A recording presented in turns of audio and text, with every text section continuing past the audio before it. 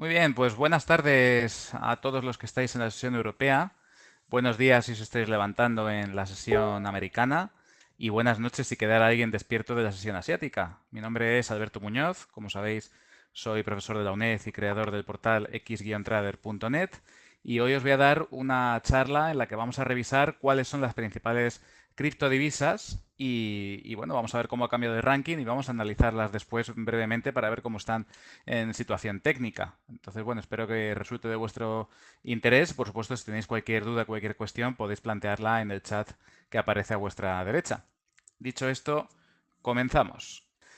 ¿Por qué tenemos que fijarnos en cuáles son las criptodivisas más importantes por capitalización? Bueno, pues básicamente porque normalmente las más capitalizadas suelen ser las más líquidas y las más relevantes. Por tanto, si buscamos poder ejecutar bien nuestras órdenes, no sufrir grandes deslizamientos y hacer trading de una manera más cómoda, pues siempre nos interesará estar trabajando con las criptodivisas que tengan mayor capitalización, ¿vale? Es un poco el motivo también por el cual revisamos hoy de nuevo el ranking de las 10 más una, en este caso, criptodivisas más importantes por capitalización.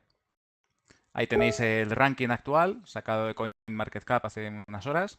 Como podéis ver, bueno, pues en primera posición aparece Bitcoin, en segundo Ethereum, Ripple, Bitcoin Cash, EOS, Stellar, Litecoin, Tether, Cardano, Monero y la número 11 es Tron, ¿vale? Que ahora hablaremos un poco de todas ellas. Esto si lo comparamos con el ranking que veíamos en marzo, bueno, pues en marzo el ranking que teníamos era Bitcoin, Ethereum, Ripple, Bitcoin Cash, esas son las que estaban al principio igual, y a partir de aquí la cosa cambia, ¿no? En marzo teníamos a Litecoin, Cardano, Neo, Stellar, EOS y Monero. Como podéis ver, pues han salido de este ranking de las principales, ha salido Neo, que ya no está, y el resto, pues bueno, ha habido una pequeña, digamos, un barajeo de las posiciones, ¿no? En este caso, EOS ha subido de posición hasta el número 5, Stellar también ha subido bastante, Litecoin ha bajado.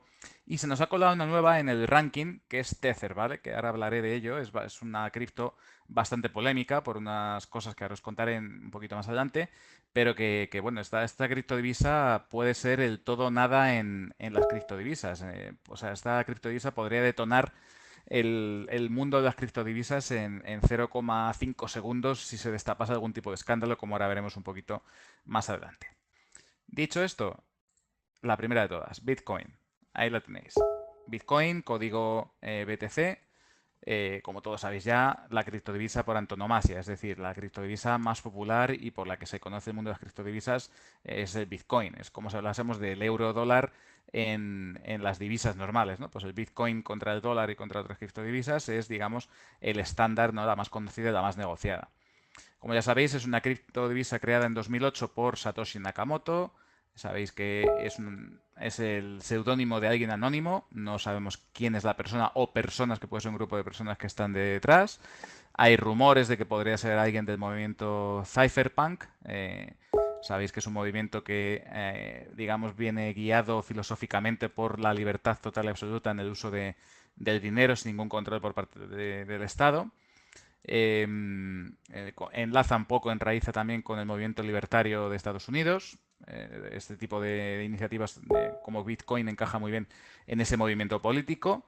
Y bueno, además es el creador de una tecnología conocida como blockchain, ¿vale? Blockchain, que significa cadena de bloques, como sabéis, pues lo que nos permite es almacenar la información mediante un sistema, digamos, de eslabones que se van uniendo en cadena, de tal forma que el principio del siguiente eslabón de la cadena es el final del anterior, con lo cual van unidos y eso crea una capa de seguridad importantísima porque para poder ir a la cadena y romperla tienes que ir deshaciendo todos los acertijos criptográficos que se han generado para ir uniendo los eslabones de esa cadena, con lo cual se asegura prácticamente hay una total garantía de que no se rompa la cadena y que por tanto no pueda ser fácilmente modificable, ¿no? Y el objetivo del Bitcoin, del nacimiento del Bitcoin, que lo dice el propio Satoshi Nakamoto, es el de romper el monopolio de las instituciones financieras actuales, es decir, acabar con el banco como figura de intermediario entre tú y tu dinero, ¿no? Eso es un poco el objetivo del Bitcoin. Última característica que vemos de Bitcoin, pues que su oferta está limitada a 21 millones de unidades, con lo cual calculan más o menos que en torno al 2020-2021, al ritmo actual de minado, pues se espera que se alcance esa cantidad de unidades y a partir de ahí dejará de generarse nuevos bitcoins. Y a partir de ahí será el precio del bitcoin el que marque su valor o su capacidad adquisitiva. ¿De acuerdo? Siguiente, Ethereum, código ETH.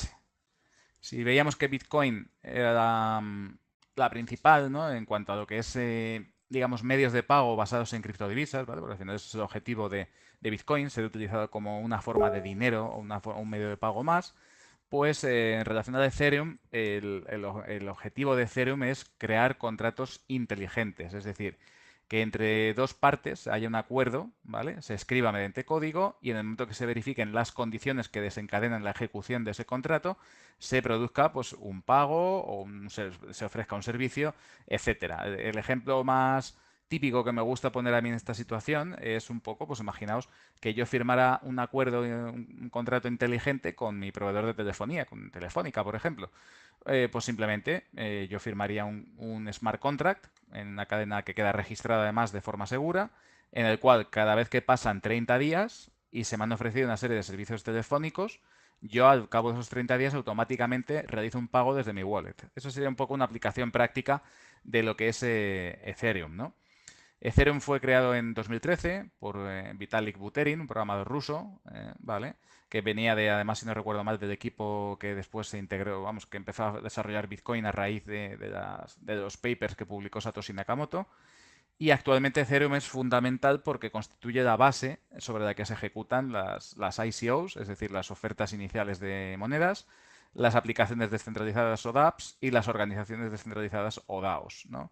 Entonces, bueno, Ethereum realmente da soporte, digamos, a todo aquello que no da soporte a Bitcoin. De alguna forma son criptodivisas complementarias.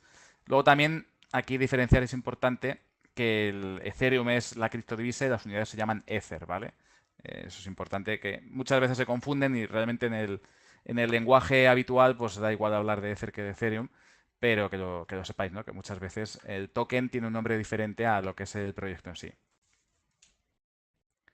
Otra muy interesante, que es completamente opuesta a los objetivos que tienen Bitcoin y Ethereum, es Ripple, código XRP. Si teníamos que Bitcoin y Ethereum surgen de un proyecto de código abierto donde participan muchos desarrolladores, etcétera, etcétera, al estilo de lo que sería un Linux, por ejemplo, pues en el caso de Ripple tiene un blockchain centralizado y la base está creada por una empresa llamada Ripple Labs, ¿vale? Si Bitcoin nace para, digamos, quitar a los bancos de medio como intermediarios, pues Ripple al revés, está ofreciendo sus servicios a entidades financieras como el BBVA, Santander o Royal Bank of Canada, por ejemplo, ¿vale?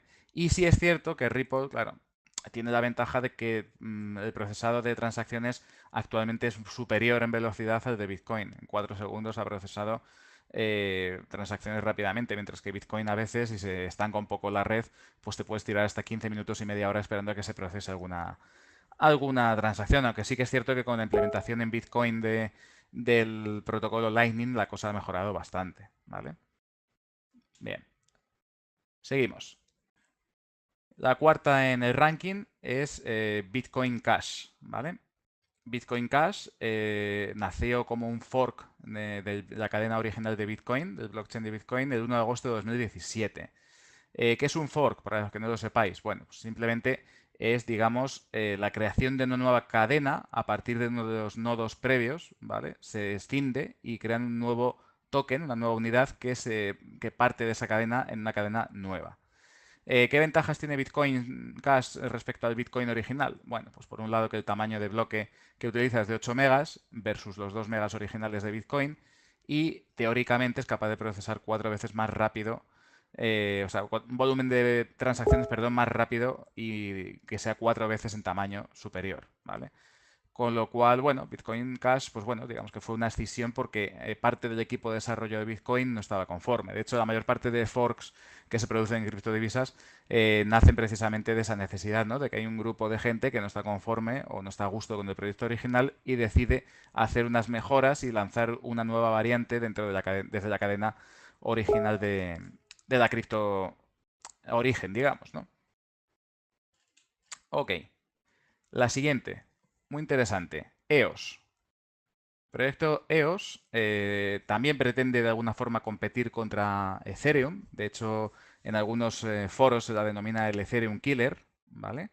Y según su creador, Dan Larimer, lo que permite es diseñar smart contracts más eficientes todavía que los de Ethereum, es decir, que se ejecutan a mayor velocidad, con mejores garantías de seguridad, etcétera. Es curioso porque este programador, Dan Larimer, lanzó una ICO, una oferta inicial de criptodivisas, que fue todo un éxito en mayo de 2017, hace un año. Y además se da la curiosidad de que la publicidad de esta ICO estuvo incluso colgada en vídeos en las pantallas que hay en Times Square en Nueva York. O sea que fue una ICO bastante potente en este sentido. Y la gracia de EOS, sobre todo, es que todas las aplicaciones que se crean, todos los smart contracts, se ejecutan sobre un sistema operativo descentralizado, creado por esta compañía, ¿no? Entonces, bueno, es interesante y es otra alternativa, un proyecto también con bastante futuro, similar a Ethereum y que puede hacerle sombra en algún momento, sobre todo porque está ofreciendo servicios similares, ¿no? Y además de forma más eficaz, aparentemente. Seguimos con la siguiente. Stellar, que aquí cuidado porque tiene dos tickers, dos códigos, ¿vale? XLM y STR. Hubo un cambio de denominación en algún momento y bueno, pues ambos códigos conviven. Yo creo que ya la mayor parte de los exchanges llaman a Stellar STR, pero hay algunos todavía que lo llaman XLM porque inicialmente el proyecto se llamaba Lumen, y ahí viene lo de LM, ¿vale? La Stellar pero viene de dos programadores que estaban en Ripple, que son Jeff McCaleb y Joyce Kim, ¿vale? En realidad se podría considerar un hard fork de Ripple, aunque sí que es cierto que al ser una cadena de bloques, digamos, privada y centralizada en una empresa, pues no hay un hard fork como tal, pero sí que la base es la misma. Y el objetivo es similar al de Ripple. Al final es conectar a la gente, los sistemas de pago y los bancos. Lo que quieren es, de alguna forma, facilitar las transacciones y realizar los pagos con la mayor simplicidad y rapidez posible. En este caso, Stellar, pues bueno, ya tiene cerrados acuerdos con Deloitte, Stripe e IBM, lo cual es una buena señal. Es un proyecto también con futuro y, de hecho, es lógico por ello que esté ocupando el puesto que está ocupando ahora mismo en el ranking, ¿vale? Siguiente, Litecoin, LTC. Esta criptodivisa pues, ha perdido algo de valor. El objetivo es muy similar al de Bitcoin. De hecho, la base de Litecoin es la misma. O sea, muchísimas de las criptodivisas que hay en el mercado ahora mismo, de hecho, su base original parte del código de Bitcoin modificado, lógicamente, ¿no? En este caso está creado por Charlie Lee, el Litecoin. Y digamos que si el Bitcoin se le considera el oro digital de las criptodivisas, ¿no? Pues el Litecoin sería como la plata. Son dos criptodivisas bastante correlacionadas. En este sentido, si hacéis trading, una cosa interesante que podéis hacer con criptodivisas es si vuestra plataforma os permite hacer coberturas o abrir posiciones en corto, pues siempre podéis cubrir a lo mejor un movimiento en Bitcoin con Litecoin, ¿vale? Y viceversa. Podéis jugar un poco al spread entre las dos criptodivisas. En cualquier caso, lo que os decía, Litecoin, objetivo el mismo que el Bitcoin, lo único que más eficaz, menores costes de transacción, mayor eficacia en el proceso de transacciones, etcétera, ¿vale? Si tenéis alguna cuestión, por supuesto, las podéis poner en el chat sin ningún problema. Seguimos. Llegamos al Tether. Muy curiosa esta criptodivisa, su código USDT.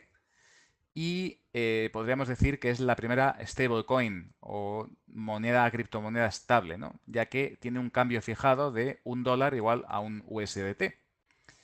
¿Qué ocurre con esta criptodivisa? Pues bueno, inicialmente era una idea muy interesante, porque lo que hacía Tether es decir, bueno, pues yo llego, tengo $1000, los cambio por 1000 Tether y a partir de ahí con esos 1000 Tether puedo ir a cualquier exchange de los que había hace 1 o 2 años que no admitían más que criptodivisas, no admitían em, dinero fiat, ¿no? Ahora ya cada vez pues, las criptodivisas empiezan a aceptar cada vez más depósitos en euros, en dólares, etcétera. Pero en los comienzos de los exchanges de criptodivisas, y hablamos de eso de hace 2 o 3 años, no admitían la mayoría de ellas dinero como tal. Con lo cual, ¿qué hicieron? Bueno, pues había una compañía que era esta Tether, que consiguió, digamos, hacer este truquillo, este apaño, ¿no? Para que uno pudiese cambiar su dinero fiat a USDT y el USDT ya era aceptado como criptodivisa en otros exchanges. ¿Qué ocurre? Que con eso se conseguía evitar la regulación, porque claro, si un exchange no admite dinero fiat, no está aceptando ningún producto, digamos, que sea regulable por la ley.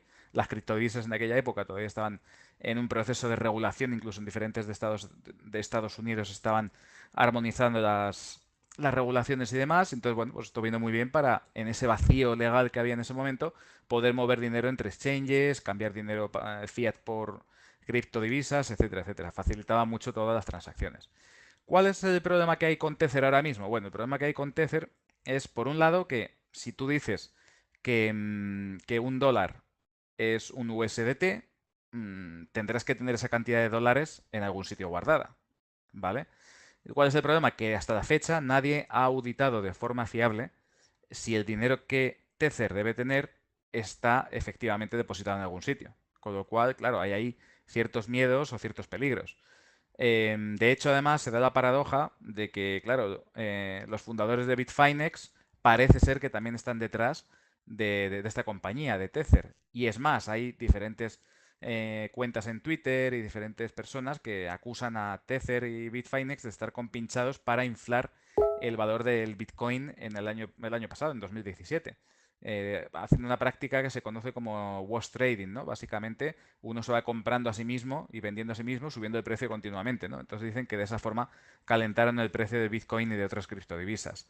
Lo cierto es que ahora hay miedo, porque claro, como no se ha podido auditar si realmente Tether tiene el dinero que dice tener, que en este caso pues son como unos... Vamos a ver un segundín, que os lo digo rápidamente. Vamos a CoinMarketCap.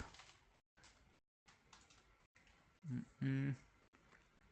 Vale, es que ahora mismo tiene casi 2.000 millones de dólares de capitalización, Tether, que no es poco dinero precisamente, con lo cual ese dinero tiene que estar depositado en algún sitio. Si no lo tuvieran, tendrían un problema muy grave, sobre todo si tuviesen menos. ¿Por qué? Porque evidentemente estaríamos ante un fraude en el cual ha habido alguien que se ha llevado dinero de las personas que han cambiado sus dólares por Tether. Y por supuesto, si todos los clientes que han cambiado su dinero fiat por Tether deciden deshacer la transacción, no van a poder hacerlo, con lo cual va a ser un problema bastante importante. Entonces, bueno, hay mucho miedo, como os decía al comienzo de la charla, hay mucho miedo a que en algún momento Tether pues explote, haya algún tipo de escándalo y la industria de las criptodivisas se vaya al garete, básicamente, ¿no? Por este escándalo. Sobre todo el valor del Bitcoin se vería, y la credibilidad sobre todo, se verían muy dañados, ¿no? Luego, aparte, tenemos además el hecho de que han aparecido los primeros competidores de Tether, que son TrueUSD y el USD Coin. El USD Coin además está respaldado por Goldman Sachs, en concreto por una compañía que se llama Circle, pero que ha sido respaldada detrás por Goldman Sachs, con lo cual podría ser un competidor muy serio en las próximas semanas, meses, ¿no?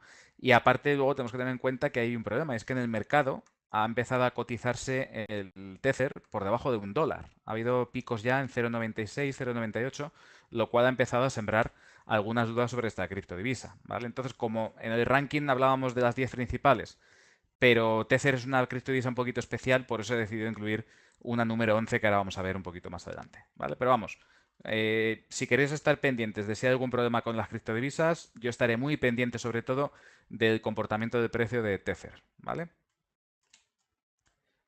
Otra, Cardano. Cardano pues, tiene un objetivo similar también al de EOS, es la de realizar contratos inteligentes, smart contracts, ¿vale? Está desarrollada por Charles Hoskinson y Jeremy Booth y bueno, el nombre, para los que no lo sepáis como curiosidad, proviene del matemático italiano del siglo XVI llamado Girolamo Cardano, que entre otras cosas pues inventó cosas tan curiosas como el mecanismo que hace que las ruedas de nuestro coche giren en base a un eje, ¿no? Entonces, es interesante el nombre y os recomiendo que echéis un vistazo en Wikipedia a la historia de Cardano porque la verdad que inventó cosas muy interesantes. Entonces, claro, como Cardano, los dos fundadores provienen del mundo académico, pues es lógico que pusieran un nombre de este tipo. Pero bueno, más allá de eso, pretenden dar una alternativa más eficiente para hacer contratos inteligentes que Ethereum, ¿no? Bien. Seguimos con la siguiente, Monero. Esta también es de las controvertidas, de las que salen en los medios de vez en cuando y dicen cosas de ella, de esta criptodivisa bastante malévolas, ¿no? Su nacimiento se produce en abril de 2014 como un fork de una cripto que se llama Bytecoin, ¿vale? No Bitcoin, sino Bytecoin. Actualmente creo que Bytecoin ya no existe o no se negocia. Y la idea fundamental de Monero es, si el Bitcoin es relativamente anónimo, en el sentido de que, bueno, al final es una transferencia entre dos direcciones o dos wallets, ¿no? Que no tienen ni nombre, apellidos asociados ni nada. En el caso de Monero vamos a hacer que sea doblemente anónimo. ¿Y eso cómo se consigue? Pues básicamente disociando la transacción del wallet. Es decir, por un lado, por un camino va un código con la transacción, por otro lado va un código con el receptor, digamos, y el emisor, ¿vale? Entonces, de esa forma de estar disociado, solo hay una forma de recuperarlo y es que tú seas parte de la transacción. Es decir, solo las partes implicadas en la transacción pueden saber quién envía o quién recibe. Lógicamente, si no, no funcionaría. Pero más allá de eso, nadie más, en teoría, puede saber de dónde viene la compra o la venta de Monero, ¿no? Por eso se dice muchas veces en los medios que, hombre, las criptodivisas se utilizan por traficantes de droga, de armas, etcétera, ¿no? Y bueno, pues Monero tiene esta característica que la hace especial y especialmente útil, sobre todo para el crimen organizado. Sí es cierto que el volumen de Monero en los últimos años ha crecido bastante y de hecho fijaos que está en el top 10 de las criptodivisas que estamos viendo y no es por casualidad, es porque cada vez se usa más. Y lógicamente quien se mete en Monero no lo hace para comprar productos de consumo habituales en un supermercado, sino para otras cosas, ¿no? Entonces, bueno, ahí se está moviendo dinero, evidentemente. Y por último, ahora sí, vemos la número 11, que es una cripto relativamente reciente, no lleva más de un año. Se trata de Tron, ¿vale? Y el proyecto que está detrás, si no me equivoco, el token se llama Tronix, ¿vale? Y está creada por Justin Sun. Justin Sun es un fuera de serie en China, es un emprendedor nato y ha conseguido que Tron sea respaldado por el propio Jack Ma. Jack Ma, como sabéis, es el archimillonario creador de Alibaba, del Amazon chino, ¿no? Entonces, bueno, y es que además el proyecto de Tron es muy interesante. Y es que lo que pretende es hacer que la publicación de contenidos sea, por un lado, libre, es decir, que no haya censura, algo que en China, lógicamente, pues rompe moldes, ¿no? Este proyecto. Y además que esa publicación de contenidos en Internet sea remunerado directamente al autor. De esta forma, lo que se haría es, digamos, romper con el intermediario que puede ser un YouTube o un Facebook o un Instagram. Es decir, yo publico mis contenidos y el usuario por verlos o por utilizarlos paga un dinero, en este caso estaría denominado en el token de Tron, ¿vale? Con lo cual me pagarían Trons por utilizar mi contenido. Es decir, yo subo una foto que me ha salido muy bien, la quieren utilizar para una campaña publicitaria y automáticamente se me pagan Trons cuando contratan esa foto. De esa forma, claro, no habría un YouTube por medio que, digamos, controla la publicidad o un Instagram que decide qué hace con las fotos, un Facebook, etcétera, ¿no? Y además, como noticia relevante y de hace muy poco, es el hecho de que Tron ha cerrado un acuerdo con Baidu, aunque aún está, Baidu, como sabéis, es el Google chino, ¿vale? Y aún está por ver si ese acuerdo realmente va a servir para algo, cuál es el objetivo, porque claro, se estaba hablando de que Tron iba a ser digamos, la liberalización de los contenidos en Internet, pero ha entrado Jack Ma de Alibaba, ahora se cierra un acuerdo con Baidu, entonces no estamos rompiendo el Internet, sino que al contrario, nos estamos aliando precisamente con los tótems de ese sector, ¿no? Entonces, bueno, pues sería, en fin, un poquito extraño, ¿no? Que esto al final no funcionase como se espera, pero bueno.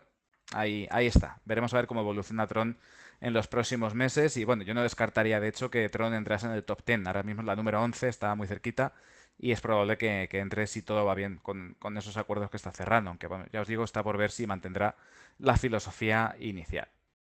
Dicho esto, vamos a ver algunos gráficos. No tenemos mucho tiempo, creo que tenemos unos 5 o 10 minutos. No sé si nos dará tiempo a ver algo, pero vamos, si queréis, a los que estáis conectados, si queréis que analicemos alguna de estas criptodivisas muy en concreto, pues me pongo con ella, empiezo con ellas. No, pues empiezo analizando Bitcoin. No sé ahora mismo si, vamos a ver, voy a cambiar lo que comparto. Vale. Vale, ¿se ve bien? No sé si lo estáis viendo. Estoy utilizando la plataforma de gráficos de FX Street. Como podéis ver, pues tenemos ahí... Vamos a ver un segundito. Ahí. ¿La veis bien? Ok, bueno, pues esta es la plataforma de gráficos de FX Street, que la tenéis en esta dirección, ¿vale? La he puesto también en el PowerPoint. Vamos a meterle una sencilla media móvil de 200, que viene muy bien para orientarnos de cómo está el mercado, ¿vale? Aquí lo tenéis. Y bueno, pues este es el gráfico del Bitcoin, que es la referencia, digamos, de todas las criptodivisas actualmente. Si os fijáis, realmente desde aproximadamente, bueno, hubo aquí un repunte en febrero, pero tras romper la media móvil de 200 en marzo, el 12 de marzo aproximadamente, el Bitcoin no ha vuelto a rebasar esa media, ¿vale? Ahí lo tenéis. Entonces, bueno, esto es un indicativo de mercado bajista y de hecho, cada vez que el precio se ha aproximado a la media de 200, pues hemos tenido una corrección bastante interesante, ¿no? Con lo cual, yo ahora mismo, tal como veo el mercado, estaría bajista, no muy agresivo, porque es cierto que el mercado ya lleva mucha bajada, entonces tenemos riesgo de que se produzca un fuerte rebote en algún momento, pero sí que estaría pendiente pues, de dos cosas. Por un lado, de que cada vez que se acerca la media de 200, pues intentaría ponerme corto, es decir, vendido, para ganar con posiciones a la baja. No sé si sabéis que algunas plataformas lo permiten. Aparte también tenéis la posibilidad de utilizar CFDs o contratos por diferencias, que muchísimos brokers de Forex permiten en sus plataformas, con lo cual podríais abrir posiciones cortas de forma muy sencilla y además con un poquito de apalancamiento, o incluso si disponéis de bastante capital y creéis que el mercado es bastante bajista, tenéis los futuros que se negocian actualmente en el Chicago Mercantile Exchange y en el CBOE. Dicho esto, mercado bajista, muy atentos, fijaos donde estoy poniendo, ¿vale? ¿Veis esta raya de aquí? Esta zona de aquí. La zona comprendida entre la zona de 6.000 y 5.750 aproximadamente dólares.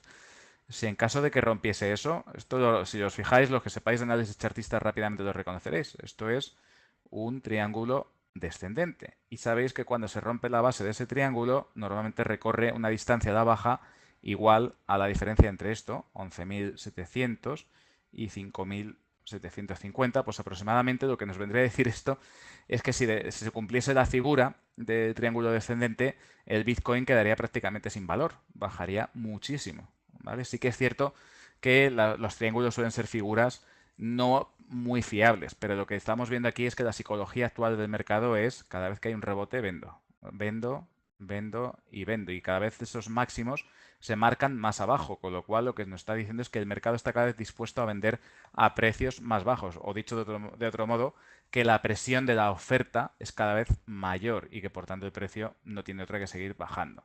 Solo si el Bitcoin rompiese la zona de 7.200 aproximadamente y lograra sostenerse durante unos días o unas semanas por encima de la media de 200, podríamos empezar a pensar en un cambio de psicología y de percepción del mercado, ¿no? De sentimiento de bajista a moderadamente alcista.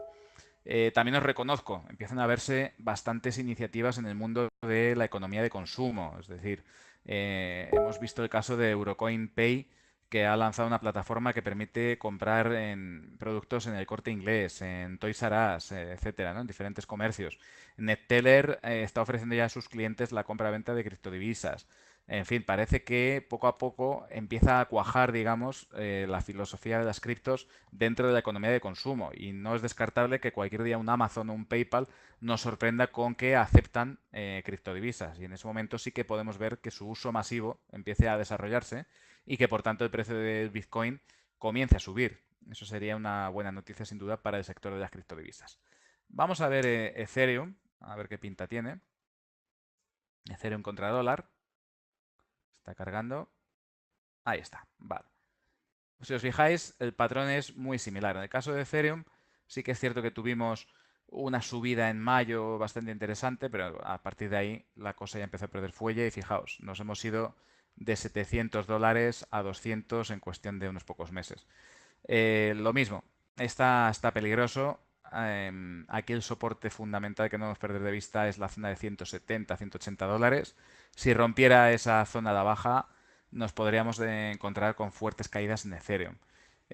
Sin embargo, es curioso porque a mí, creo que de todas las criptodivisas es una de las que veo mayor potencial de futuro por el modelo que propone de eliminar cualquier tipo de desintermediación, ¿no? Entonces, si realmente termina el modelo de Ethereum de cuajar en, en el uso práctico del día a día, ¿no? Por ejemplo, imaginaos lo que os decía antes, el ejemplo de la factura telefónica o incluso la certificación de notario, o sea, eliminar directamente al notario mediante un contrato inteligente, etcétera, ¿no? La eliminación de intermediarios de terceras partes mediante contratos inteligentes daría muchísimo valor al token de Ethereum, pero de momento no parece que ese sea el caso. De todas formas, muy atentos porque, si no me equivoco, este fin de semana empieza una conference de desarrolladores de Ethereum donde puede haber alguna noticia interesante.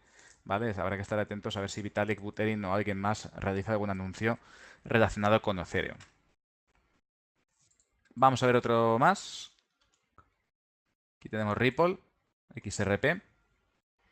Ripple es curioso porque, claro, como ha empezado a firmar acuerdos con la banca árabe para utilizar su producto, pues lógicamente, fijaos, este rebote que hubo aquí entre, o sea, a mediados de septiembre, que pasó de 0,25 a llegar a marcar un máximo de 0,76, es decir, casi multiplicó por 3 su precio, aunque luego ha corregido bastante. Pero bueno, cada vez que hay una buena noticia en la que una cripto realmente tiene aplicación práctica en la economía real, fijaos cómo el mercado rápidamente lo recoge, ¿no? En este caso aquí es muy claro y además fijaos dónde se paró casualmente, ¿no? En dónde empezó a enredarse, en la media móvil de 200. Esta es media, la verdad que para tener una referencia a nivel diario de cómo está la tendencia del mercado es muy, muy útil, ¿no? Y aquí tenéis, pues eso, fijaos, un ataque ahí a la media, se quedó ahí y de momento ha vuelto a estar por debajo. ¿Por qué? Parece ser que no ha habido una continuidad de las buenas noticias, pero lo mismo, no descartaría que en algún momento rompiera definitivamente el 0,50, 0,55 y tuviéramos una fuerte subida en Ripple. Por último, si os parece bien, vamos a ver el Bitcoin Cash. Aquí lo tenéis, está cargando, este es el gráfico. Tiene menos histórico y por tanto menos media que el Bitcoin, lógicamente, pero la situación es la misma. Es más, incluso diría que está un poquito más bajista que Bitcoin, ¿vale? Lleva bastante tiempo sin acercarse siquiera a esta media, lo cual muestra que hay muy poco interés por comprar Bitcoin Cash, ¿vale? Y luego mucho cuidadito porque tenemos aquí un soporte muy cerquita, fijaos, la zona de 410 aproximadamente, $430, que en caso de ser rota a la baja, vamos, tendríamos un problema bastante serio con Bitcoin Cash. Además, pensad que si todo el universo de criptodivisas se pusiera en rojo por alguna mala noticia como la de Tether o cualquier otra historia, un escándalo similar, va a haber criptodivisas que lo van a pasar peor. Y precisamente Bitcoin Cash frente a Bitcoin, por el hecho de ser digamos, un derivado, ¿no? Un fork, y tener algo menos de respaldo por parte de la comunidad comparado con Bitcoin, pues puede pasarlo realmente mal, sobre todo teniendo en cuenta este soporte tan débil que tiene en esta zona. ¿Vale?